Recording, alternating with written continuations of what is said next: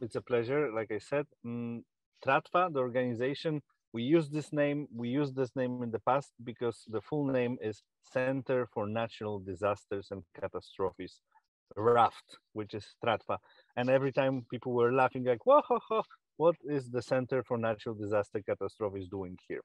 But since pandemic started and the crisis on the Belarusian border and now war in Ukraine, it's official. We are doing a lot in terms of the crises. Now we are running, and we are sure in 100% that this is not exaggeration. We are running one of the biggest center for refugees in Poland, and in city of Wrocław, which is located between Czech Republic and Germany, that corner of Poland. We have a infrastructure for it, knowledge, and we have daily 8,000 in the peak times people coming. Plus now we have also some programs which we are arranging, and I will tell you more about it. But first, let's show our volunteer showing you our space and what is happening, so we can start with the video. Hi, I'm Gisele. I'm from Brazil. I'm a nurse. I'm living here in Wrocław since 2019. In 2019, I was a volunteer in Tratva Association, which is there, the office. Now I'm again working here as a volunteer, and I'm helping with the refugees on the way. This is the space where the people from Ukraine are coming to take stuff. There, in the front, we have all the clothes and all the clothes for the refugees and people who are coming, added clothes. Here, in this space, as you can see, we have more clothes for kids and also some toys. Behind you, we have this space for kids, where the kids can come, play for a while, and interact with our volunteers.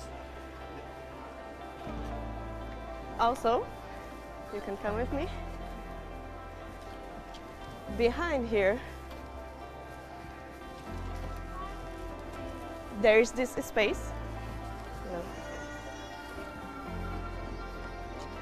where only the volunteers, they are coming to the organization. They are organizing and segregating, dividing the clothes. They are going to the front.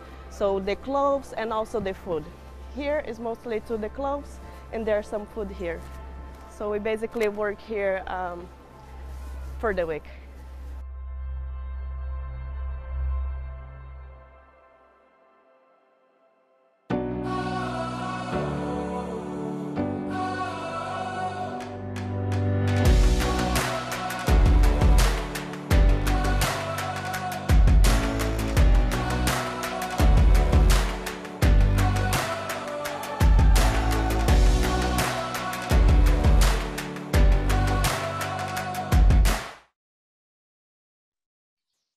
So that's a video which we did in the rush, of course, have been done by a past volunteer from in 2019 in the long-term volunteering. She said she's from Brazil, but she have double citizenship. She's also from Portugal, and since she stayed in touch with us and she's a nurse, we contacted with her for a group volunteering because sorry, team volunteering. Group or team, and they you can do that many times. So we were lucky to call upon our past volunteers which have been checked, and since Stratva have permanently in our place 12 volunteers per year, plus we have this team volunteering 100 people per year. So when the war started, it was obvious for us that we need to use the resources which we had. So we hired around 32 volunteers for a team volunteering, the 2-month volunteering, and we used as much we could resources for long-term volunteers which were already here, which help us a lot with the human power.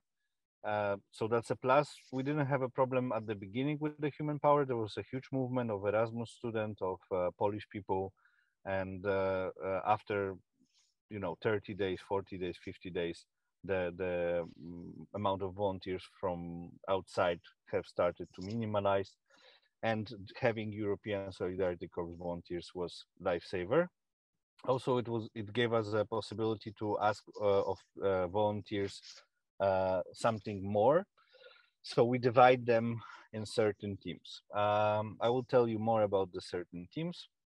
The Ratva is having this big depot, two halls. One we were using for logistics, so we are sending a lot of materials and trucks to Ukraine, and the other one is this shopping mall which you saw. There is now the change of situation because right now we are also feeding people because the crisis have evolved from wave of people coming now of people being inside and trying to manage their life while they're in Poland in houses of private people. It has also different type of problem because usually when refugees are coming, they're landing in some kind of centers, camps, or some places where they are all in one place. Here we have a problem that we I don't know, this situation that everyone took someone in their houses to hotels, to their private houses, and basically we didn't create any center where we have all the refugees in front of our eyes. So we are now in situation of tracking where the people are in fact living and what kind of conditions, where are the handicaps and so on. But going back to the presentation, how do we use professionally European Solidarity Corps? It's obvious that we were using them on the whole, on the supermarket to help with distribution, with the I don't know, putting one clothes to another side, another clothes to another side, taking out this kind of donations like a half of a tube of toothpaste or one sock out of the things which people would receive. And I'm going to share the presentation. Created Stratfa, European Solidarity Corps Task Force. This task force have been divided in 5 main teams: business and communication, logistic and transport, communication team, trainings and events. When you have European Solidarity Corps volunteer, you can expect from them more than just coming whenever they want. You have a contract with them that they should work some hours during the week and that their work should be effective. So that changed a little bit the type of tasks you can give to people. So going very basically through the tasks we gave to people, business and communication, their mission was to find organizations which could help us, private people which could help us, and companies. They started to network us, check the news, searching for those kind of organizations which are big and would like to donate to this smaller organizations. That team was 5 people. It's still 5 people. And also keep good communication and show where the donation went. So we, thanks to this team, got a few people and private people collecting money for us, and also organizations and also companies sending to us big donations. And we are talking about companies like Amazon, Volvo, and many others. So this team was also making photos of the donation we received and then sending the information, the photos to the company on private person, that the donators can see that they have donated well and organization is respecting their donation. So very important role.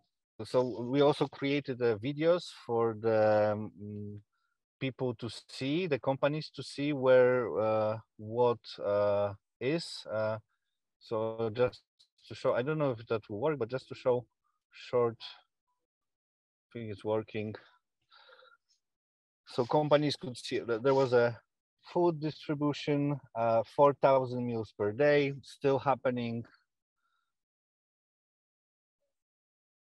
Hello, here we are in Association Tratva, which is called RAF.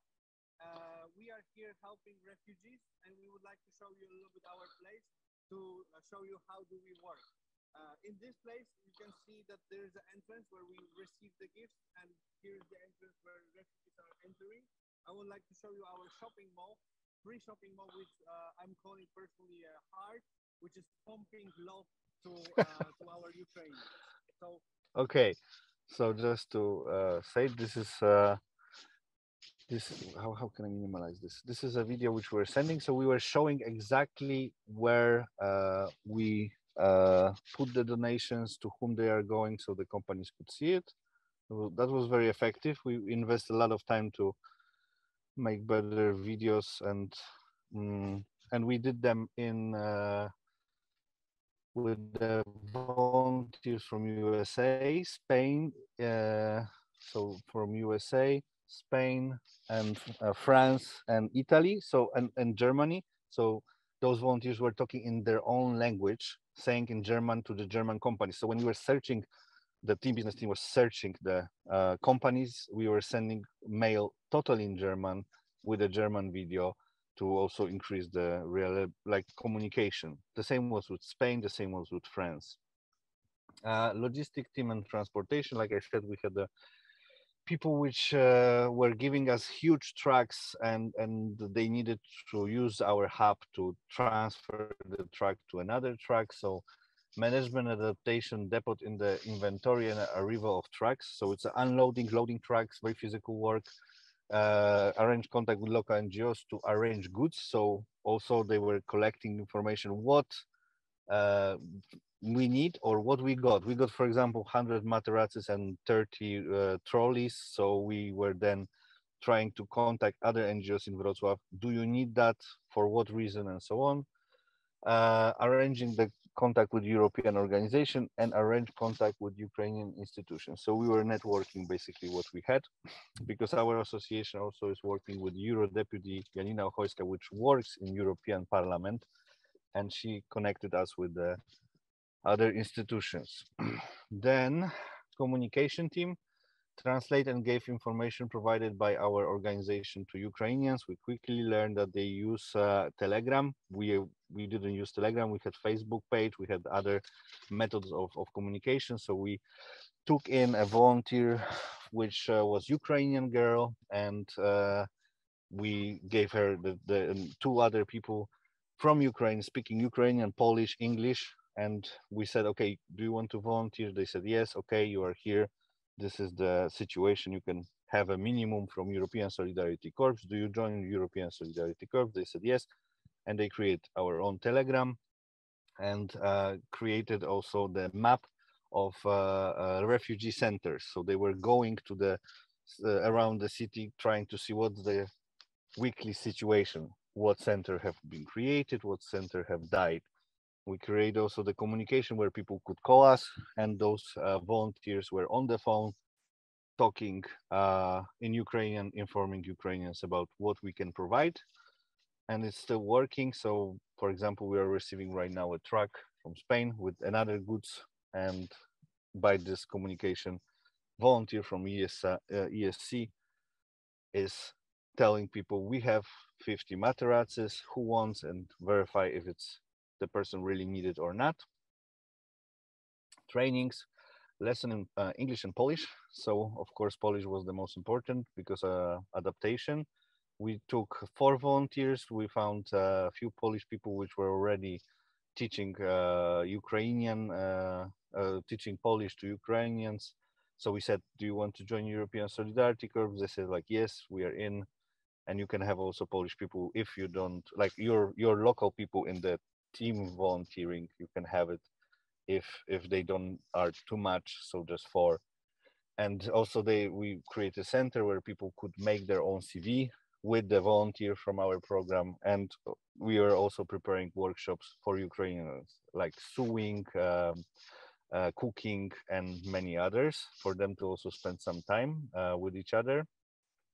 Polish lessons, like I said, so that's like few photos of what was happening there. Event team, solidarity event, because we have a huge space with the concert rooms, and we are very good in terms of making big festivals, movie festivals, and so on. We just diverted all the volunteers to do events where people can come and donate money that we can use that money to buy food or other hygiene.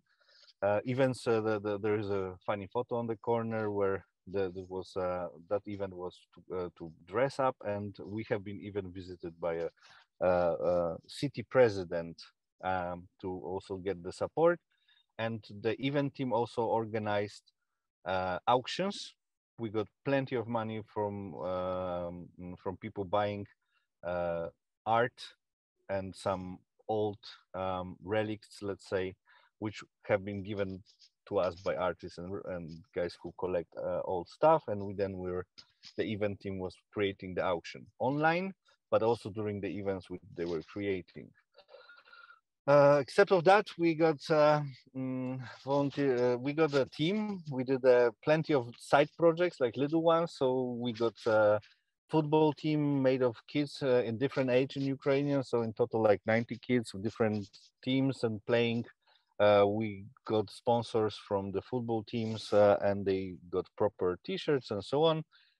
And volunteers started to help with one Polish professional trainer help the kids to spend some time when the mother is working, because the situation most of the time is that the mother has to work to provide something and the kids are in school, and after school nothing. So fun fact, school is soon ending, so we have in front of us a mission to organize summer school for Ukrainian kids, for mothers to be able to work. And aside of that, we create when there is a football match, there is volunteers will cook and sell food with Ukrainians. The money donated will be sent to our center to give more to seniors, because seniors are cannot find a job, and Ukrainian seniors need also help. And we need to remember van projects. So we have a van, and we learned from pandemic times that we were delivering packages to old people, handicapped people, because they were afraid and they were not going out during pandemic and COVID.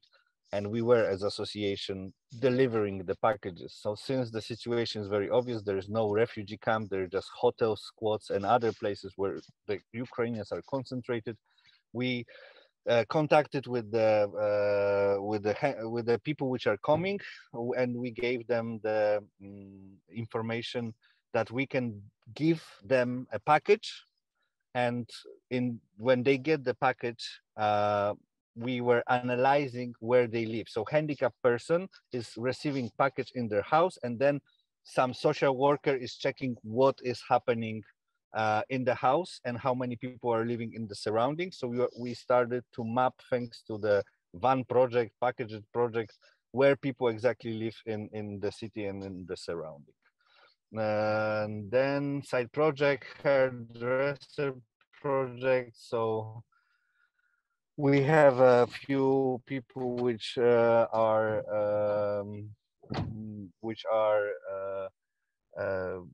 hairdresser. I think, like, cut hair, and we started to give them idea to have their own company. Since they're from Ukraine, they can do a place to cut hair too. And except of that, we have this kindergarten where we constantly try to evolve it with because we found some pedagogues from Ukraine also, which came to Poland. So we try to find them like job. So they are also doing that. But that side from the, in fact, European Solidarity Corps, only football project and van project is connected, because volunteers are driving a van, volunteers are delivering the package to handicapped person and old person, and volunteers are checking what the situation is around. And then we are informing Doctors Without Borders and one more organization to come with a bigger ambulance and so on to verify what is happening in those places. So volunteers are helping there, and those not. Okay. Like perhaps a part of the Solidarity Corps, are you getting any other EU or Polish support to your actions? Well, I would say that now we don't have really direct help except the European Solidarity Corps, which we already, by the way, had approved before the war started. So we had somehow something which we could use. But they still, after 103 days, they still didn't came with any additional support, again, to one of the biggest center which is helping refugees. The same goes to government, which is saying thank you to us, and I guess we can put thank you on the shelves and feed Ukrainians with thank you, and we are awesome. And then when it comes to local government, they are throwing the trashes which we produce, and our association basically is a hostage of our kind hearts to the politicians which are playing the game until, I don't know, to see how long we can do it. And right now we are just doing everything by ourselves, and NGOs are only helping. NGOs, Work Central Kitchen, Doctors Without Borders, and so on. They are reliable helpers. The others, I don't know what they are doing. Are there any special calls aside from the scheduled one for volunteering projects in high priority areas? And was that the case for you? Yeah, I think you already said that you used, I think, the approved projects, but maybe, yeah, is there any special calls that you were using for volunteering? I was trying to apply. That was the 3rd of April, or somewhere in the April. There was a deadline for volunteering in the high risk areas, but the timing and the pressure which we had was, it was either stop helping or apply a project and wait then for it until what, 2 months and then 1 more month. So after 3 months we would get maybe some help. So no, it was just, let's do it now. And I don't know, it's just the bureaucracy of European Union is also a fact, and direct help and the whole political environment is like somehow Europe cannot help directly one organization or picked up organization, because it should be competition, it should be many other things. So they are not for sure into, like, they are not able, because I'm not saying that they are into helping, I'm sure about that, but they're not able to do any help now. And because the pressure is so big, it's also hard for us association, which is basically crushed with the problem, to apply anything. You mentioned, Jakub, that at some moment you just got like 32 volunteers, but does that mean that you already had some kind of plans to have short-term volunteers? Like, how did you manage to get that big team quickly? Basically I had a plan to have 40 volunteers during vacation, but it was much more directed to the pandemic problem, because last year we did a pandemic volunteering, because our Euro ESC volunteers, you have either volunteers which you need to help as association, or you have volunteers which are coming to help your association. You will have always this kind of, so I just changed the approach, and I said to people, you can come, but you are going to work hard and you are going to get the reward of helping, and I'm not going to help anyone who is not able to sustain themselves. And somehow this call and the moment in the media and so on was enough to people just start to calling and asking, can they help? And it just happened. And some people were even out of the European Youth Program, and I just connected them and said, like, okay, yeah, you want to help, because they just mailed me, and I said, like, so go through this program, and you will be in this ESC. European solidarity. It was amazing to see how it worked, and I will be always grateful for having this potential. If I think about the not having European Solidarity Corps in this moment, we would be crushed by problems, and I know that it was quality change.